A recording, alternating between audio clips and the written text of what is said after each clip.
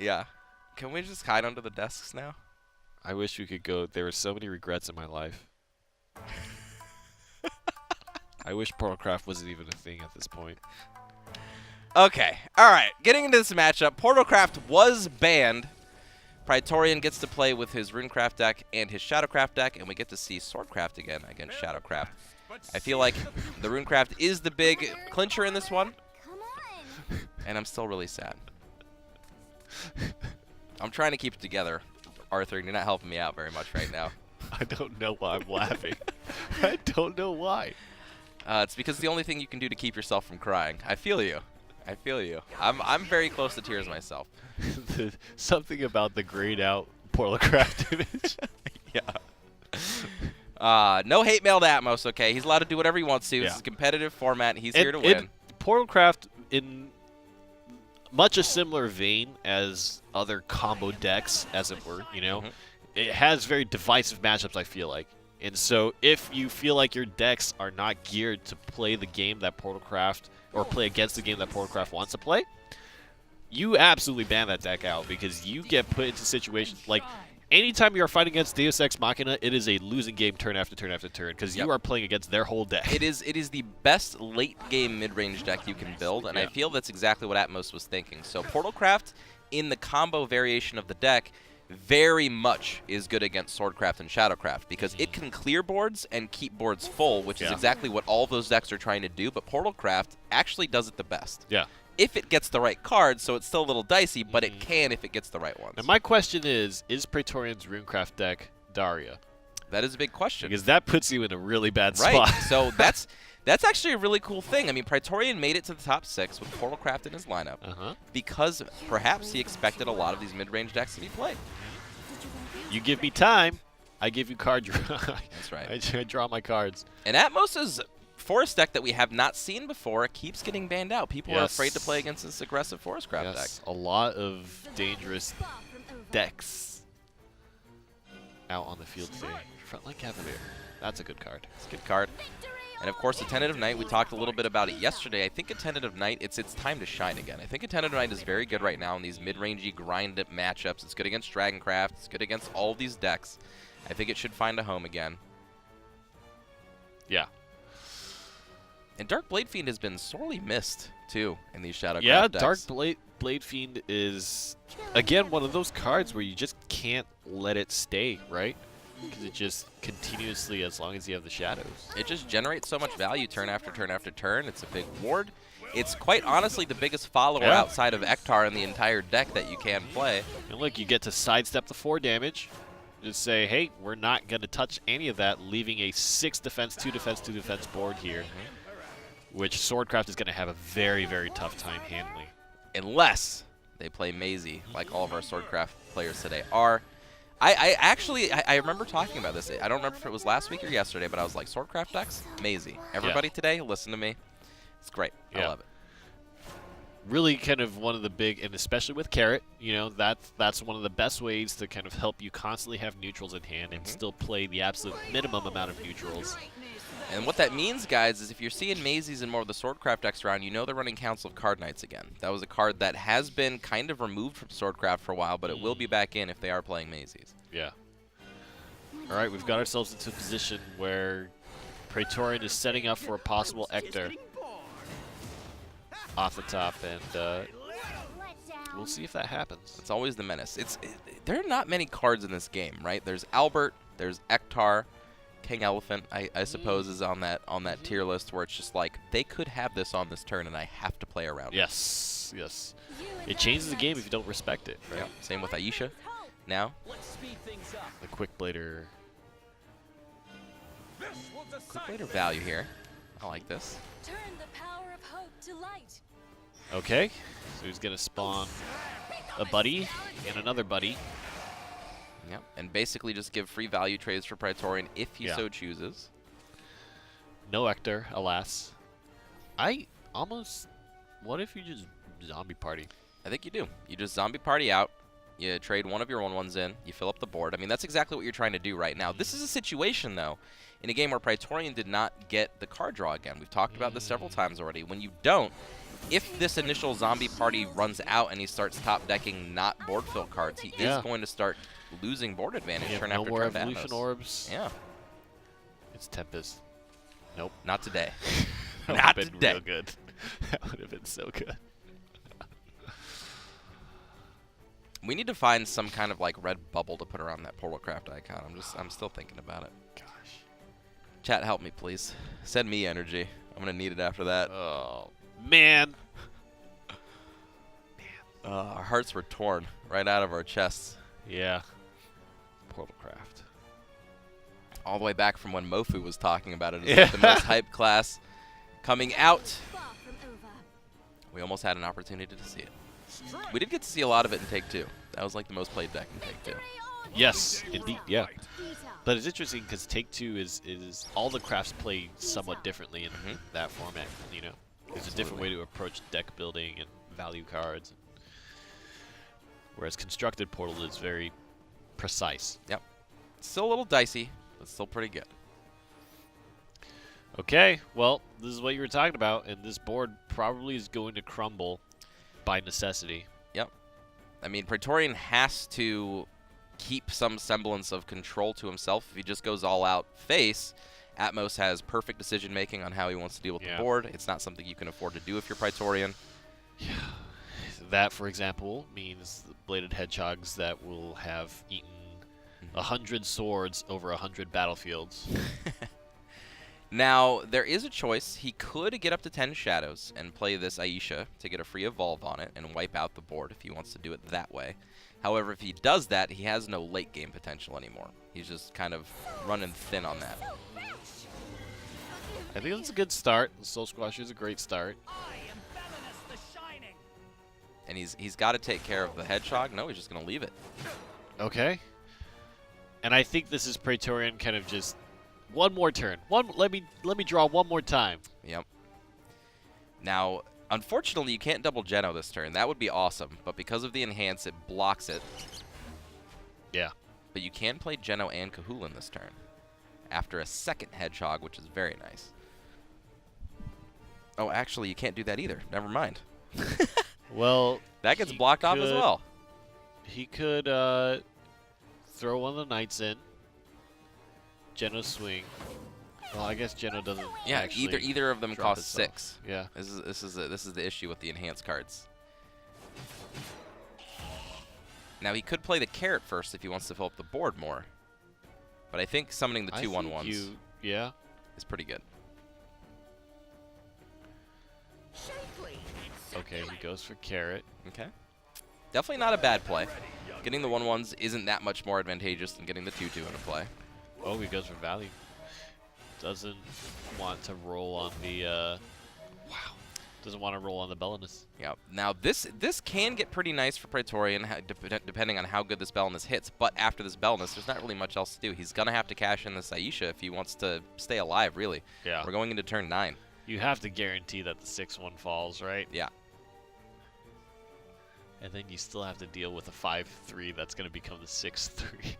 And there's no way to build a shadow without attacking with the Belinus first, unfortunately. So I think you Belinus attack into the 6/1. I think you just do it, and you hope it hits the Geno. And then you can play the Aisha and take out the carrot and the other hedgehog. And then all Atmos is left with is the 1/1. But of course, if that Belinus does not hit the Geno or the 1/1, then the board looks pretty gummy. So he's got a 50-50 here. He swings into the 6/1, and that means that there's 4 cards, 2 of which he kind of wants to hit. Or, I mean, he can take the bigger swing. He can jam into the carrot, and then he has 3 choices or 3 chances to kill something with the But Belinus. one chance to lose yes, the game. one chance to lose the game. How do you roll, Praetorian? Right. Now, technically, you can use the Aisha to take out that hedgehog. Actually, I think if he swings into the carrot, like, if he takes down the 1/1, he also cries, right? So it's actually not... Your death will be swift. Wait, which choice did he make? He attacked with the Belinus into the 6/1. Okay. Yeah. Okay. He did the thing we were talking about, the safer choice. And he is going to have to run this Aisha, get as much value as he can here. Okay, the 4/1 and the 1/1 stay. And again, Praetorian is living off the top. And yeah, the Swordcraft deck outvaluing. It did not need to draw the cards that Shadowcraft does because it generates more value out of each individual card than Shadowcraft did. And it'll just start to maintain board control and just push into this endgame here. Now, there's no way for Atmos to really close the game out immediately, but with all the cards in hand plus what he has in play, this game's going to be over in short order. Oh. Unless top decks happen, as is the theme of today. Yeah, and that's going to be able to wipe out the board cleanly. It's going to leave the 2/1/1s, which is good for the backswing here. But that's a life extender. Yeah, this is Shadowcraft's version of Lancer of the Tempest. Yeah. It's interesting. Every time, they're down and out, just right then. Getting it. Fangblade Slayer, a great option to draw here. Basically takes out anything that Praetorian could draw to try to take this board back over, and then he can just play out everything else this turn to fill it up. My gosh. My gosh. You kind of don't, you don't want to interact with that Lurching Corpse. There are no wolves, are there? Infallible spear. Just another wide board. Victory. Oh, he does. Okay. Just takes out the 1/1, so now the board is a lot safer for Atmos. What's off the top? Oh. That's not bad. It's not bad. That's not bad. But you also kind of want to save it for the Fangblade Slayer. But you can't. Breathing too loud. Okay, gets the Maisie. So the stat line is pretty great. The Fangblade Slayer is going to sidestep all of that. Oh, man, and that's a good option to be holding out too. I just don't see a way. I mean, Praetorian, I mean, he can't even top deck an Ektar here to come back on board. Yeah. This is just looking all kinds of down. And that's not going to help. That's so, not it. Praetorian is going to take the loss here. Atmos will shut things down. That means the Swordcraft deck actually got through past mid-shadow, which we kind of talk about as well in terms of, you know, how mid-shadow is performing right now. I think there's few guarantees for this deck is probably the way that I put it, you know? It's like not a lot of scenarios where I feel like Shadowcraft is like, oh, I feel comfortable with the line of play that's happening right now, and I feel confident that my options will close out the game. I'm honestly like, so we see so many Shadowcraft decks, you know what I mean, in the top tables or in the tournament at large, you know what I mean. Besides Runecraft, it's the most played deck on both days. But whenever we see Shadowcraft played, it's always just okay. Like it can win, but it needs the right mid-game options to actually do it. It just needs it. And like if you don't get it, you just kind of run out of options to do anything. I don't know. I don't feel like if I was a competitive player right now that I would put my trust in Shadowcraft. Yeah, I feel very similarly in that sense of like. Before, remember, like when we saw mid-range Shadowcraft decks, it was like, oh my god, this draw. You know what I mean? Like, oh my god, like what are you supposed to do about this? And to like Ektar kills on even as early as turn 7. Or like before, like way before when you had the Shadow Reapers on top of, you know, Shadow Reapers just going for infinite damage early. Now it's just like, okay, Shadowcraft, it's fine. Yeah, it gets the job done sometimes. That's a thing. Yeah, it does some things. Yeah. And it's not like it has bad options. It's just I feel like all of its followers are just too small to actually have real fights with things. You know what I mean? Yeah. That is classically the issue. And usually in scenarios where it is successful is when something happens with probably a bunch of zombie parties or removal kind of lining up very, very well. Let's play together. And those small boards do end up getting buffed up. It also just goes to show that Shadowcraft does not get banned out hardly at all. That means something. It means that people are not afraid to play against it. And if they're not afraid to play against it, you know, build a deck that they are afraid to play against. Like for instance, these decks that we've been talking about that just are very unassuming, like these Aggro Forestcraft deck that looks like it might be worse than Shadowcraft, but it's so scary looking that they don't want to play against it. Yeah. Also, just thinking about all the Havencraft decks that we've been seeing floating around, you know, a lot of those have very dangerous board states too. But it cannot be discounted that Shadowcraft does make up a large portion of our top 6 every week. Of course, that is because a lot of people are playing it in their lineups. But, you know, maybe we just have a disfavorable look on it from what we see on broadcast. I want to see Praetorian move on in the hopes that he'll face off against an opponent who doesn't want to ban Portal. Yeah. That's. I mean, Praetorian's got all of my votes this game. I mean, he's got to win so we can see this Portalcraft list. We need a winner. We've seen Ginger win. We've seen Roland win. We've seen Beastly Vow Havencraft win. I need to see Portalcraft win. It's the only class that hasn't gotten up there. I think Forestcraft has been a part of a winning lineup. I think every single craft has. Yeah.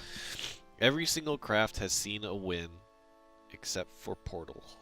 Yep. Portal's the only one lacking. It's the only one that hasn't made it into the top tables yet. This is the first time we're even seeing its picture in something that's not Take-Two. Yeah, that's why I gasped when I saw it, because I was like, wait a minute, is that wrong? That can't be right. You won.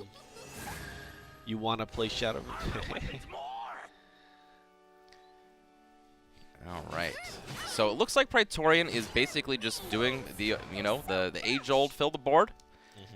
Make sure that he has control of it. Saris on Atmos' side is very good here, basically just allowing him to, on a pre-evolution turn, basically take control of the board, gain some defense back, able to trade very well into this board.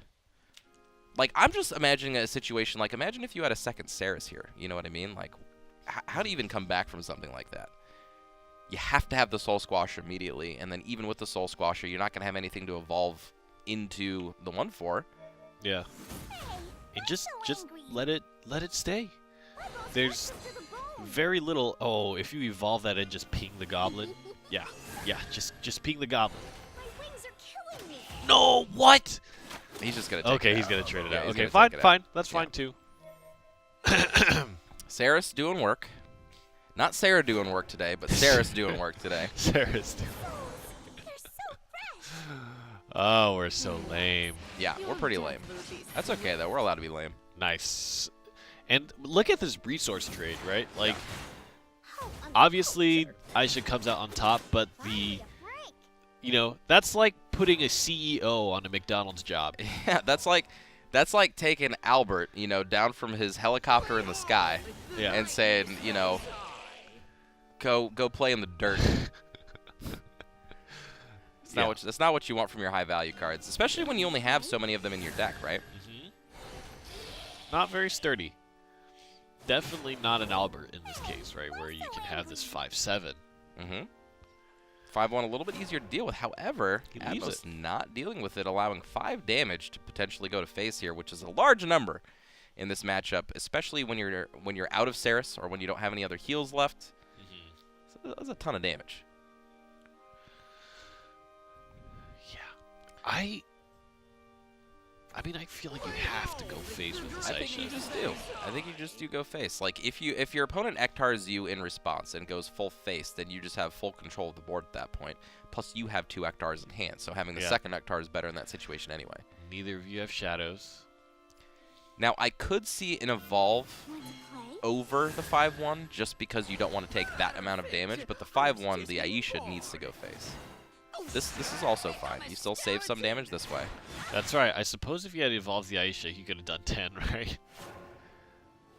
Because the evolve Attacks twice. attacks twice, yes. I always have to focus and remember the enhance gives it storm, the necromancy evolves it, and the evolve attacks twice. Yeah.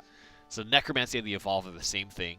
Yeah, that's interesting. I didn't Yeah. even think about that potential play. You don't Yeah. get any stats on it, but he would have been able to get... Dude, 10. Yeah, he Atmos would down have to been at 7. 7. Yeah, probably would have been a Which little is probably dicey. the follow-up. I mean, if you don't die to, like, he has to wipe the board, right? Because the Ector on the follow-up turn will actually close it out.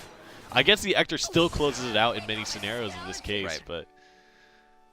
So there's only 10 damage this turn for Praetorian. I still think that the Ektar this turn is a great play. You could even, I mean, if you had evolved, you could swing once with the Aisha and then swing a second time with the Aisha to clear board, you know?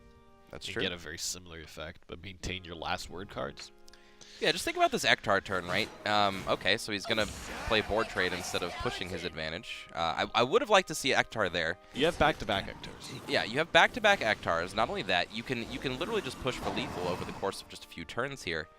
And you use it before the shadows were actually used up, so your second Ektar would get the benefit. The first one you didn't have to use your shadows for, and you just deal a bunch of damage. I feel like this way is safer because you maintain board control, but it extends the game a lot longer, which means like it could be a lot more unsafe because you know you only have so many options in your deck. Yeah. And really doesn't want to mess around with anything else. I think this Ector being able to swing into the 1/1 is actually very, very nice. Maintains a lot of health. But in this way, Atmos will be able to trade back some of this board with his own Ektar. Doesn't have any evolution orbs, though. I think it's done. That's true. The second Ektar, because he can either choose to take out 2 of the 2/2s or the Ektar. So never mind. Either way, it's done. This plays just as fine as going face from last turn from Praetorian. Yeah, has to go twice into the Ektar and just hope that there's no second Ektar here, but Praetorian knows. He sees it. You click drag. And this is exactly what you were talking about. One of these players played Ektar on curve, the other didn't. And it didn't matter who was first or second. The first person to play the Ektar actually won. So maybe the second Ektar is not necessarily better anymore.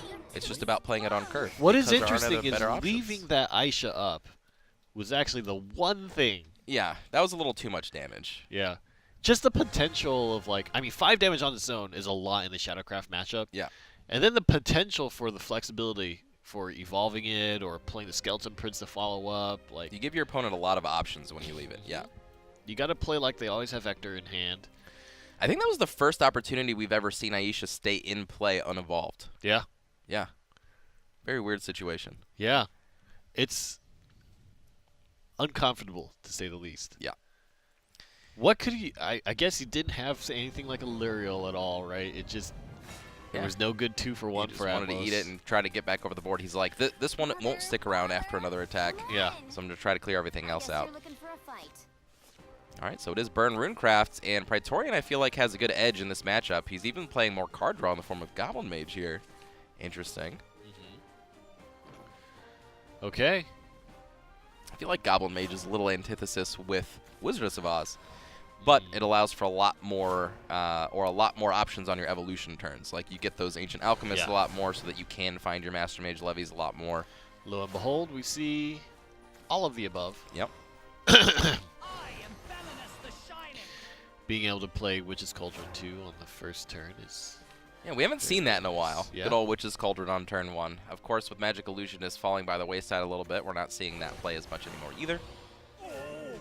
I actually kind of feel like Praetorian's hand is going to be kind of clunky. I feel like you need to evolve the Alchemist with his hand. Yeah, well, the thing is, he could evolve running Alchemist to find multiple Master Mage levies, which will just dominate this board state. Yeah. He absolutely... I think that needs to happen, or else he's just going to have way too much in hand. Oz is never going to be a good play. Yeah. With this particular hand, I don't think Oz is going to be played anytime soon. There's one. And he can play a Goblin Mage for another Alchemist. It might be the only card that it pulls. And shine. Nice. I like trading in first. Maybe deciding to play the Carl here. Okay. Goblin Mage it is. And he is playing the Illusionist. Okay. Really, really not good against Shadow, I feel. Not anymore, especially with Belness. Belness very specifically has turned into, oh, you're playing Magic Illusionist. Great. Now I have great ways of just blowing up all your sigils. And things like Skull Rings as well, Catacomb as well. Demon Eater. Yep. And shine. They can all trade in now. Looking to go for the value play, get some card draw in there. Of course, we know that's one of the most important things you can do, and we have yet to see Shadowcraft draw an Andrialphus here in the early turns for a while. It's such a big thing. Having the mutagenic bolt is really nice for the Burn Rune players. Big thing here is that there hasn't been any damage on Praetorian's side put onto Atmos. Yep. Wow. Okay. That's interesting to me. Okay. You do get more damage out of the Evolve, and maybe he is trying to keep his hand size a little bit lower so that Wizardess of Oz can come into play. I don't see the Wizardess of Oz coming into play. Yeah, I don't buy it though. I don't know why Evolve there. Your best use of Wizardess of Oz is some kind of mutagenic bolt combo, probably. Yeah, or Grand Summoning if you play it, of course. There's the Andrialphus. Yep, did draw it. But now even, the hand's kind of weird interesting, for that. Yeah, even if you evolve it, it doesn't actually hit too many playable cards, which is rare for the amount of 2-drops and 3-drops that Shadowcraft plays these days. And I feel like it's kind of rough to play multiple Thanes in your deck. Like, how often do we see Thane actually do anything? We see it sit in hand pretty much all game, never being able to be played. The one time we did see it get played, you know, it did get Lancer of the Tempest, luckily, but, you know, it just kind of sits there. It's so late in the game. And if you play multiple copies, especially if you're playing Aishas and, you know, Odiles and Ektars, you can just gum up your hand with things that you can't really unload fast enough. Oh boy. So turn 6, turn 7, you can do Mutagenic Bolt, Chain Lightning stuff. I would 100% Sigil, evolve the Alchemist. Now's the time. Now's the time, evolve the Alchemist. The second Master Mage draw is worth it. Yeah. I I feel like as many Master Mages as you can draw in this matchup is worth it, 100%. Especially going into Aisha turns, or Odal turns. Get yourself above the defense threshold to where Odile can get you. And you're not scared, right? You can just evolve and swing face. You're not scared of the skeletons, because your swing back is going to be so strong. Don't lock the board, though. It won't be long now. I don't like this evolve at all. Okay. Well, Praetorian has set himself on a path. We'll see if this actually pays off for him. Now, this will give a free Odile because the board is locked. However, there's a 4/4 in play. So, well, actually, it doesn't really matter, right? This will still clear the board, but it will allow the Magic Illusionist to come back to clear out this Odile if you so chooses. Yep, the Odal can swing into the 4/4 itself. Don't let the light blind you. There it is. Magic Illusionist. You see, here's the thing. Like, the Magic Illusionist is consuming the Earth Rights. Wow, he actually pulled a second. So that's great. The Magic Illusionist is consuming all the Earth Sigils, but Atmos still is at 18. So it's... I don't know if the conversion is there. It's a long way to go, but Atmos, it's not like he's pressuring very heavily. After this Odile, it's going to slow down for a while. These Stains will come down, but the Master Mage Levies will be there to answer the whites. And it's just going to be kind of a card draw fest. And I feel like not utilizing the Evolves on the Dwarven Alchemist, I mean, he still got kind of lucky. He got the Magic Illusionist naturally as opposed to tutoring for them. The Master Mage Levi. Yeah. Yeah. And still has a combo on the next turn. Yes, yes, Belinus. Very good. Odile will be good on possibly next turn. It's tough. Almost anything you do is just going to play into another Master Mage here. Yep. And then anything you do after that, you are probably low enough to get Mutagenic Bolted. I mean, honestly, the safest play you can make this turn is something like Evolve the Belinus to clear the board. Then you can play the Ceres on an empty board with 4 defense. And then follow that up with the Lyrial. That's pretty much the safest play you can make. You clear the board, you gain some defense back. You have a threat that has to be dealt with. Yeah. You absolutely have to find a way to clear the board well, because the big danger is Praetorian's next 2 turns are absolutely huge, right? He has another Master Mage. If anything can swing face, I think the game is over. Just because your Master Mage will burn, wipe the board, and also in the next turn you can Oz Chain Lightning Mutagenic Bolt on the same turn, which is a lot of reach. Yep, and it looks like... You could even do it on this turn, honestly. Yeah, Atmos went with that play, but now Praetorian has so many options, right? He's got Mutagenic Bolt options. He can Chain Lightning to get some cards out of his hand. He does have a Sigil to use with Master Mage, but Master Mage isn't necessarily the best possible play this turn. Looks like he's going to go with it, though. He's probably going to do it. Yep. The name's Levi, don't forget. Finally a break. And then this will deal 3 damage on the backswing. So this will open up a pretty good turn for Atmos to play a zombie party. How uncultured. And honestly, this is about as good as it gets for zombie party. I mean, you just saw 2 Master Mage Levies played. Very unlikely that he has another Sigil. As a matter of fact, you know he doesn't have another one as far as Dwarven Alchemist Sigils go or anything like that. Oh, man. Yeah. And Mutagenic Bolt doesn't feel overly good right now. You're both at the same defense, essentially, after the Flame Rat's attack. Your hand is very hard to drop as well. I think he's just going to go for it, though. I think Chain Lightning, Mutagenic Bolt. Yeah, Chain Lightning's going to bounce back. I don't know if there's a good way for him to actually get rid of the odds, too, and that means Chain Lightning is actually incredibly dangerous, because it just happens again next turn. That's true. You're right. And yeah, there's no good way to get rid of it. He's got to draw something here. That's not it. No. Yeah. Okay, he gets the 2 damage from Odal and swings the 3 Flame Rats into the Oz, and that. I mean, he can play the Aisha. It will evolve so that it can attack and take out the Oz. That's pretty much the only play. Yeah, he's gonna Odal and swing the 3 Flame Rats in. But that doesn't do enough, and that'll heal Praetorian. Oh, I see. Okay, this way. Yeah. This works. Okay, he gets a 2. And this will deal with the Chain Lightning and Mutagenic Bolt in hand, but there is another Wizards of Oz for Praetorian to use next turn. Yep. There goes. Both of them pop. Ooh. Not bad draw. Not bad draw to start with. So you play the Oz, and then just assume that the 1-cost Piercing Rune is going to be dropped here. Yep. Oh, gosh. Not a bad couple cards to get. Yeah, you wish you could play both of them. You have time, though. If not the next Piercing Rune, you Oh, still have a gosh, Halo he Golem. He is one off of the Aisha, ending the game. That Carl was a lifesaver. That Carl was a lifesaver. The top decks are real, man. Look, Rainy, today, if you're not top decking, you're losing, okay? What that means is that Carl, had it not been drawn, Aisha would have been played this turn, would have won Atmos the game. Yeah. Oh, man, that was close. Instead, he's got to use it defensively just to stay alive. Yeah, has to take down the Carl and then eliminate the spells here. Which actually could slow down Praetorian a lot. Oh, he has a 3. It's gonna He's leave got the him at Halo 1. Golem. He's got the Piercing Rune There's for the next nothing to follower that's pierce. played. No, so the Piercing Rune's banished. Oh, right. But Halo Golem. Oh, man. I don't know if you blow it now. You just gotta keep it in hand, I feel like. Maybe. You've got plenty of sigils. Flood the board. Yeah. This is fine too, though. Yeah, I guess. Yeah, I don't see a way Atmos can come back now. That's so rough. Really, One you defense. would not. I would play the sigil.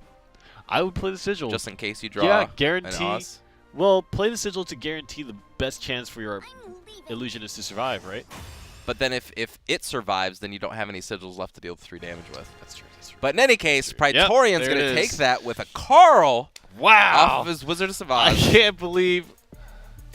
Oh, man. These situations are getting so complex in my head because they're easy. You know what I mean? Yeah. But like just the little tiny things that are happening are just like, Yeah. is it really going to save him? Is it really enough? Does he have the lethal?